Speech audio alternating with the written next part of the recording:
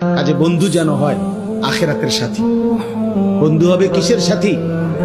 বন্ধু হবে আখিরাতের সাথী, বন্ধু হবে জান্নাতের সাথী, বন্ধু হবে নেক কাজের সাথী।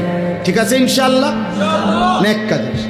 আল্লাহ কোরআনে বলছে, ওই যে আয়াত, ওই আয়াতে আল্লাহ বলছে নেক কাজের বন্ধুরা আমি আল্লাহ তাদেরকে ডাক দেব হাসরের ময়দানে, ইয়া ইবাদি, হে আমার বন্ধুগণ, বান্দাগণ, লা খাউফুন আলাইকুমুল ইয়াওমা ওয়ালা আনতুম তাহজানুন, আজকে তোমাদের কোনো ভয়ও নাই, চিন্তাও নাই।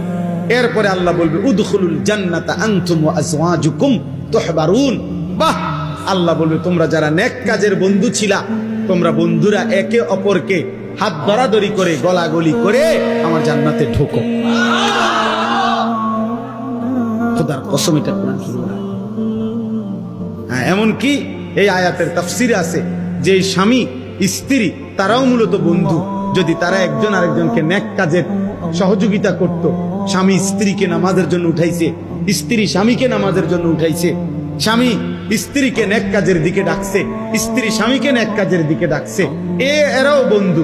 আল্লাহ তাআলা বলবেন এই স্বামী স্ত্রী তোমরাও খুশি খুশি গলাগলি করে হাত ধরাধরি করে তোমরা জান্নাতে ঢুকো।